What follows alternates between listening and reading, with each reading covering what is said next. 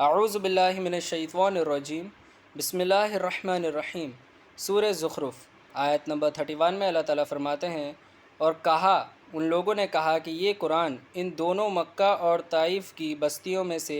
کسی بڑے آدمی پر کیوں نازل نہیں کیا گیا۔ آیت نمبر 32 میں اللہ تعالیٰ فرماتے ہیں،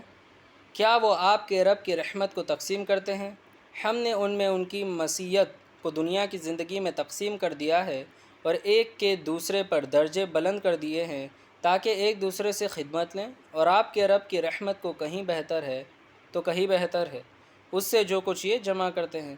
آیت نمبر 33 میں اللہ تعالیٰ فرماتے ہیں،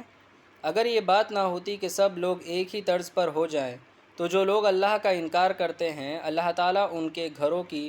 چھتیں چاندی کی بنا دیتے اور سیڑھیاں بھی جن پر وہ چڑھتے۔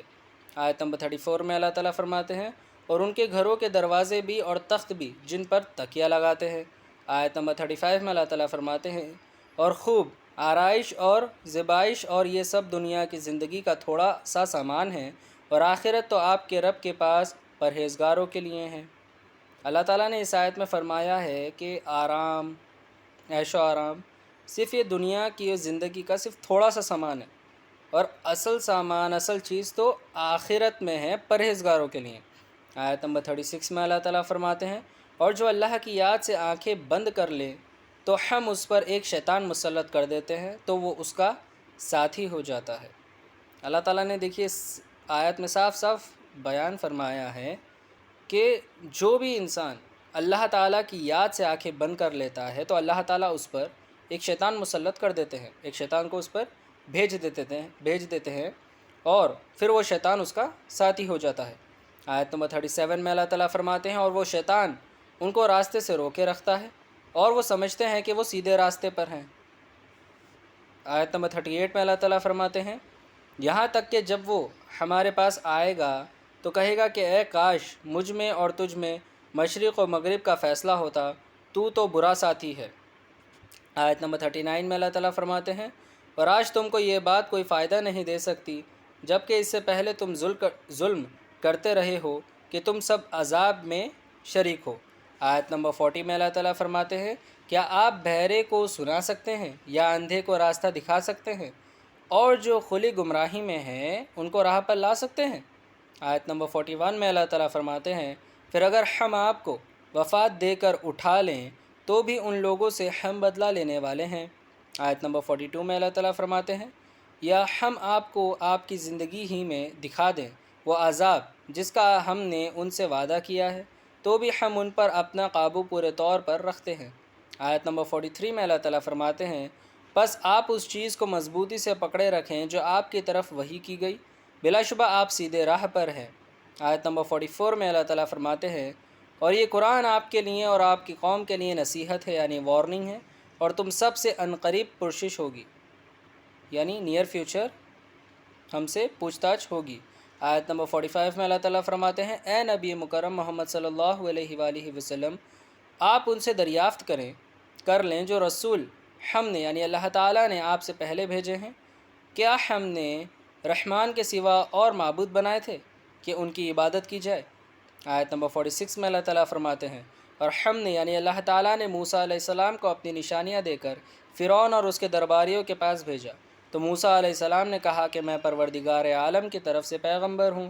آیت نمبر 47 میں اللہ تعالیٰ فرماتے ہیں، تو جب وہ ان کے پاس اللہ تعالیٰ کی نشانیاں لے کر گئے، جب موسیٰ علیہ السلام فرعون کے پاس اللہ تعالیٰ کی نشانیاں لے کر گئے تو وہ ان نشانیوں کا مذاق اڑانے لگا۔ آیت نمبر 48 میں اللہ تعالیٰ فرماتے ہیں، اور جو نشانی ہم ان کو دکھاتے ہیں، اللہ تعالیٰ ان کو دکھاتے ہیں، وہ دوسری نشانی سے بڑی ہوتی ہے، اور اللہ تعالیٰ ان کو عذاب میں گرفتار کر لیا۔ اللہ تعالیٰ نے فرعون کو اور ان کے درباریوں کو گرفتار کر لیا اللہ تعالیٰ نے، تاکہ وہ باز آ جائیں۔ آیت نمبر 49 میں اللہ تعالیٰ فرماتے ہیں، اور وہ کہنے لگے کہ اے جادوگر، تو اپنے رب سے ہمارے لیے دعا کر اس عہد کے مطابق جو تیرے رب نے تجھ سے کر رکھا ہے، یعنی اس وعدے کے مطابق جو تیرے رب نے تجھ سے کر رکھا ہے،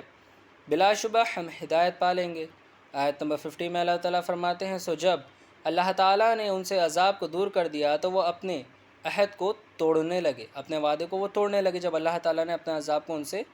کم کر لیا، دور کر لیا۔ آیت نمبر 51 میں اللہ تعالیٰ فرماتے ہیں اور فرعون نے اپنی قوم سے پکار کر کہا کہ اے قوم، کیا مصر کی حکومت میری نہیں ہے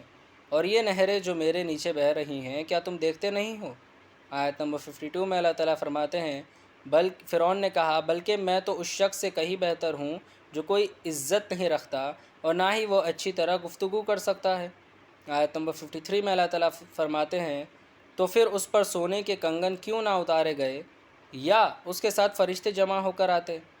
آیت نمبر 54 میں اللہ تعالیٰ فرماتے ہیں غرض فرعون نے اپنی قوم کی عقل مار دی اور انہوں نے اس کی بات مان لی، اس قوم نے فرعون کی بات مان لی، بلا شبہ وہ نافرمان لوگ تھے۔ آیت نمبر 55 میں اللہ تعالیٰ فرماتے ہیں پھر جب انہوں نے ہم کو ناراض کیا، جب ان لوگوں نے اللہ تعالیٰ کو ناراض کیا تو اللہ تعالیٰ نے ان سے بدلہ لیا اور ان سب کو دریا میں غرق کر دیا۔ آیت نمبر 56 میں اللہ تعالیٰ فرماتے ہیں اور اللہ تعالیٰ نے ان کو گئے گزرے کر دیا اور آخرین کے لیے عبرت کا مقام بنا دیا، اور آخر تک کے لیے اللہ تعالیٰ نے فرعون کو عبرت کا مقام بنا دیا۔ آیت نمبر 57 میں اللہ تعالیٰ فرماتے ہیں اور جب مریم علیہ السلام کے بیٹے عیسیٰ علیہ السلام کا حال بیان کیا گیا تو آپ کی قوم کے لوگ اس سے چلا اٹھے۔ آیت نمبر 58 میں اللہ تعالیٰ فرماتے ہیں اور وہ کہنے لگے کہ کیا ہمارے معبود اچھے ہیں یا عیسیٰ؟ تو انہوں نے جو آپ سے بیان کیا ہے تو محض جھگڑے کی غرض سے، یہ لوگ تو ہیں ہی جھگڑالو۔ آیت نمبر 59 میں اللہ تعالیٰ فرماتے ہیں وہ تو ایسے بندے تھے جن پر اللہ تعالیٰ نے اپنا فضل کیا اور بنی اسرائیل کے لیے ان کو اللہ تعالیٰ نے اپنی قدرت کا نمونہ بنایا تھا۔ آیت نمبر 60 میں اللہ تعالیٰ فرماتے ہیں اور اگر ہم چاہتے تو تم ہی میں سے فرشتے پیدا کر دیتے، اگر اللہ تعالیٰ چاہتے تو تم ہی میں سے فرشتے پیدا کر دیتے کہ وہ زمین پر ایک کے بعد بگری رہتے۔ صدق اللہ العظیم و صدق مولانا رسولہ الکریم۔